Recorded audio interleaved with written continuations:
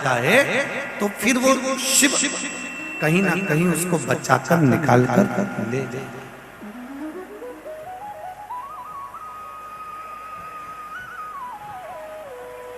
ध्यान देना जरा, शिव तत्व को जानना। महाराज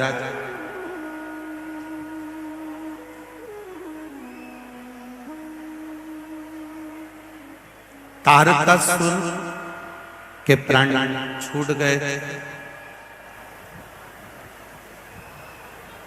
तारकासुर, विदुमाली, कमलाक्ष जी भी चले गए थे। अगला वर्णन जो आया है अंधकासुर का। शिवजी के नेत्र से एक बिंदु नीचे गिर गया और वो बिंदु जो नीचे गिरा उससे एक बालक उत्पन्न हो गया। वो बालक जिसका नाम अंधकासुर हिरण्याक्ष ने रखा। गोदी में माता पार्वती जी ने उसको ले लिया और मातृत्व प्रेम इसी को कहते हैं। एक माँ का जो वात्सल्य होता है, एक माँ का जो प्रेम होता है, वो होता ही ऐसा।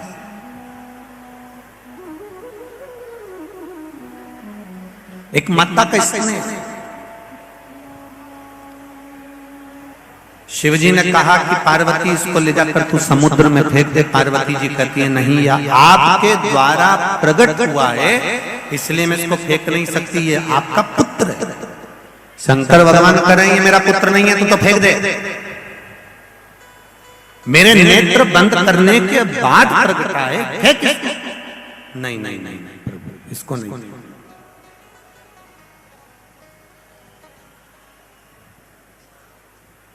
इस कथा से हमको तीन चीजें लेना। पहला, जीवन में एक बात याद रखना, जिस आसन पर बैठकर हम पूजन करते हैं वो आसन को कभी अपने पांव से मत हटाओ।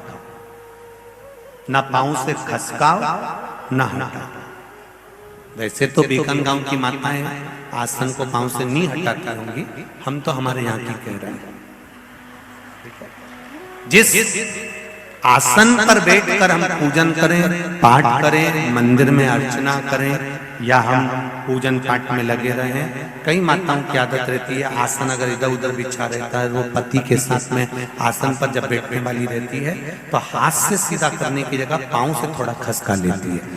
पांव से अगर उसने खसकाया रखा तो पति के साथ बैठकर भले वो पूजन करती है, मना नहीं, पर जिस पूजन को वो कर रही होती है उसका पुण्य पति के भी खाते में नहीं जाता और पत्नी के खाते में भी नहीं जाता। इसका स्मरण ये अंधकासुर की कथा से हमको लेना है। दूसरा,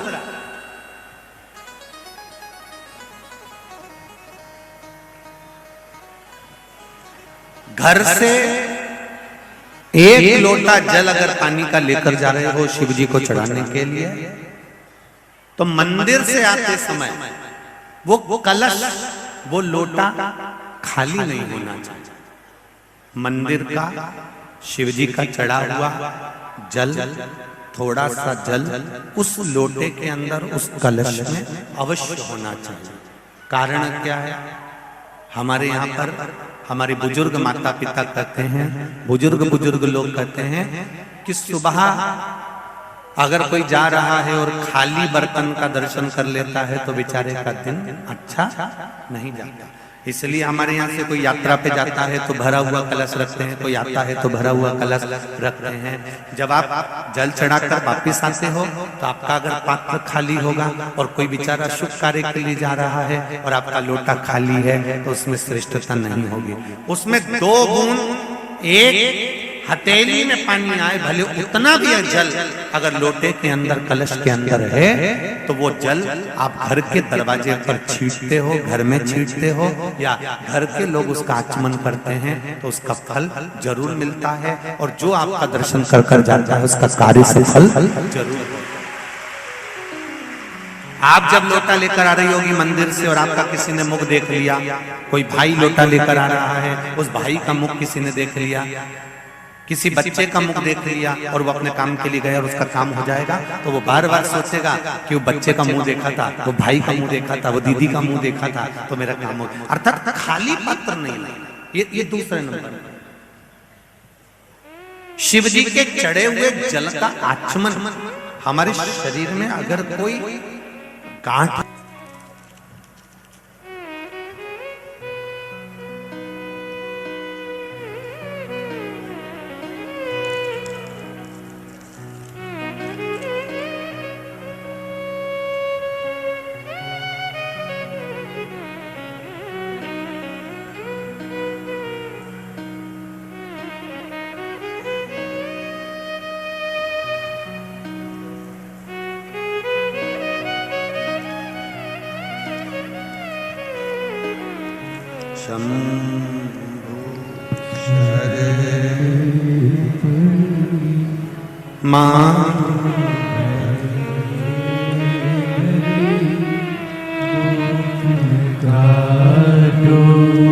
दया करी दर्शन आपो, तेरी कृपा बिना नहीं एक भी अनु लेते हैं सांस, तेरी कृपा से तनु तनु। हम फिर कहेंगे विश्वास हो तो शिव जी को जल चढ़ाओ, विश्वास हो तो एक बेलपत्री चढ़ाओ, विश्वास हो तो एक बेलपत्री उठाकर खाओ, विश्वास हो तो जल चढ़ाया हुआ आचमन करो। फिर निवेदन करेंगे, 3 बातें अंधका सुर से लीजिए। पहली, जम के बोलो, आसन को पांव से जम के बोलो जरा, नहीं हटाना। दूसरी,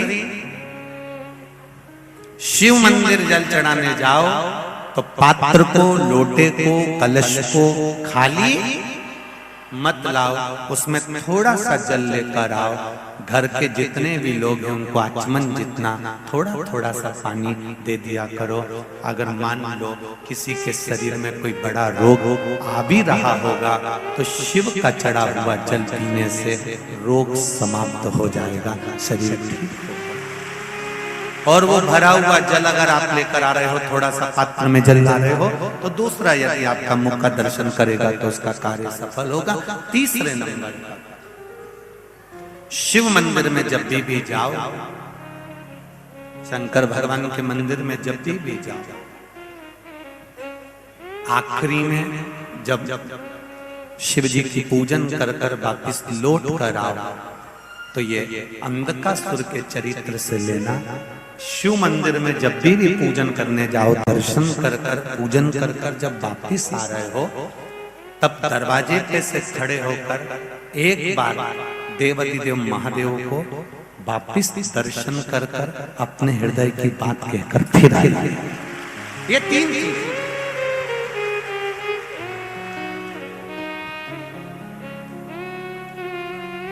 उसको निहार कर, उसका दर्शन कर कर, उसको प्रेम से बोल कर, उसको हृदय से कहकर, भगवान से निवेदन कर कर, विनती कर कर, बैठो अभी बैठो, बैठो, सबको बात सुनेंगे, बैठो, अपने हृदय की बात कहकर, अपने चित्त की बात आप शिव से। तो 3 चीजें याद रखेंगे। बीकानगांव वालों समझ में आ गया सबको? पहला, आसन में लाज से नहीं सरकाना, ना उठाना। दूसरे नंबर पर खाली पात्र शिव जी को जल चढ़ाना। और बहुत ध्यान देना, मंदिर का लोटा लेकर, मंदिर का पानी लेकर शिव को चढ़ाने से ज्यादा जरूरी है अपने घर का पानी लेकर जाओ। कारण उससे 3 दोष समाप्त होते हैं। पहला पितृदोष, दूसरे नंबर पर वास्तु दोष, तीसरे नंबर पर है काल सर्प दोष। ये 3 दोष घर का पानी ले जाकर शिव जी को चढ़ाने से समाप्त हो। घर से जल लेकर लिया, प्रागट्य हुआ। क्यों? हम समझे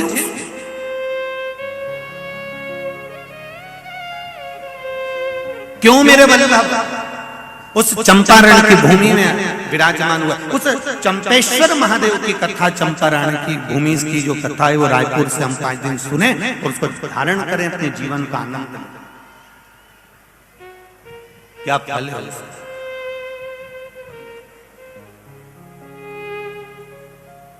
महाराज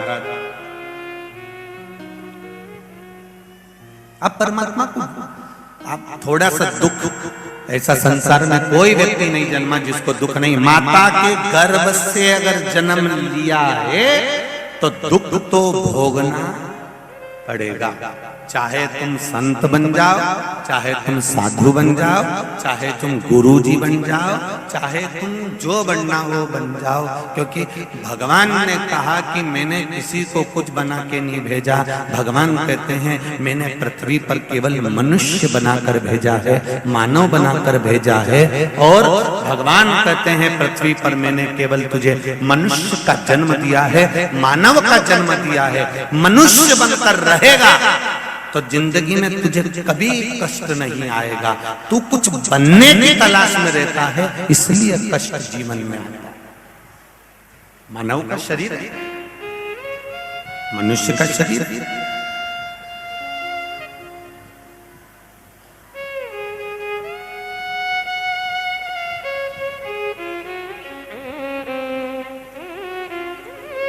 ये मानव का शरीर कोई साधारण नहीं है। आप इसको भगवत स्मरण में जितना सुख, आपके पंडाल में एक माता रोज 3 घंटे पूरी कथा खड़े रहकर सुनती है। एक बार उनके लिए जोरदार ताली बजाएं। पूरी 7 दिन हो गए उसको एक स्थान पर बस आसन वहां पर लगाया है जिस पे खड़ी रहती है। और कुंभ के मेले में साधुओं का दर्शन होता है। लोग कहते हैं कुंभ के मेले में साधु और सन्यासी और तपस्वियों का दर्शन होता है।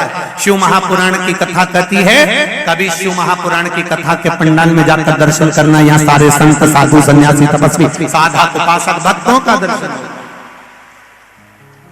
भीकनबंद गांव वालों के किस्मत में था, इसलिए भीकन गांव की किस्मत में था, इसलिए ये रोज प्रतिदिन रात्रि के समय पर आकर, आपको हमने पहले भी कहा कि कोई वंचित रह गया हो तो रात के समय आकर इन साधु सन्यासी तपस्वी साधक उपासक जरा अपना घर छोड़कर, अपना द्वार छोड़कर, बच्चों को छोड़कर रात रात भर केवल दरी पर पड़े हुए हैं और स्नान करा, भोजन करा और भगवान की भक्ति में एक जगह पर।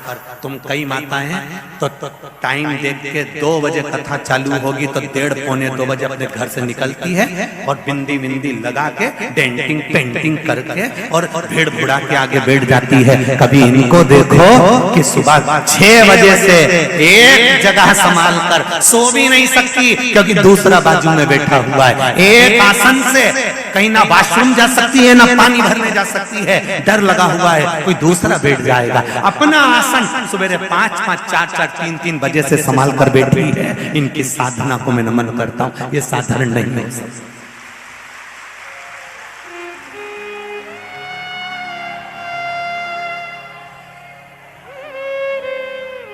और कई लोग हमारे पास में आकर कहते हैं गुरुजी ये हमारे मेहमान आए, आप इनसे मिलिए, ये हमारे वो आए हैं इनसे मिलिए। तो हम तुम तो अब भी आए और तुमसे मिले, और ये सुबह 4 बजे की बेटी का क्या होगा कालिया?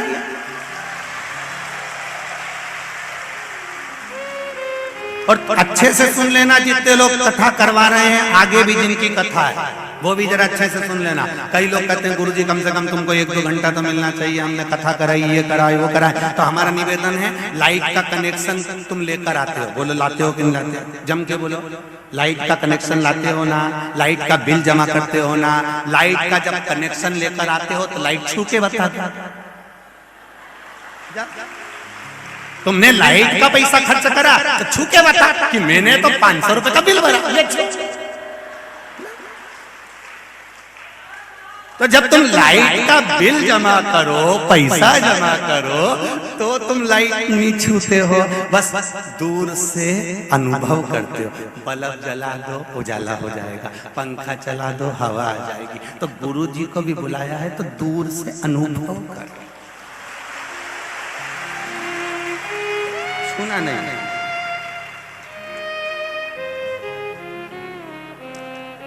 बड़ा विचित्र भाव रखो। ये संत, ये साधु, ये सन्यासी, श्रीमद् भागवत कथा में उद्धव जी महाराज ने भगवान कृष्ण से कहा, कृष्ण तू ब्रज की गोपियों को छोड़कर क्यों मथुरा आ गया रे, क्यों आया, क्यों द्वारका आ गया रे? ब्रज की गोपियां साधारण नहीं हैं कृष्ण, ये गोपियां तेरे लिए जीती हैं, दिन रात तेरी भक्ति में डूबी रहती हैं, और तू द्वारका में पड़ा हुआ है। कृष्ण कहते हैं कि मैं द्वारका में जरूर रह रहा हूँ, पर मेरे चित्त वृत्ति में वही गोपियां समाई हैं। उद्धव जी कहते हैं वो गोपियां नहीं, ब्रज की संत हैं, साधु हैं, सन्यासी हैं, तपस्वी हैं, साधक हैं, जो इतने इतने घंटों तक तेरी साधना में लगे। तब उद्धव जी ने कहा, तब उद्धव जी का एक शब्द आप लोगों ने भी सुना होगा, जो असल में है मस्ती में डूबे, उन्हें क्या परवाह जिंदगी। उद्धव जी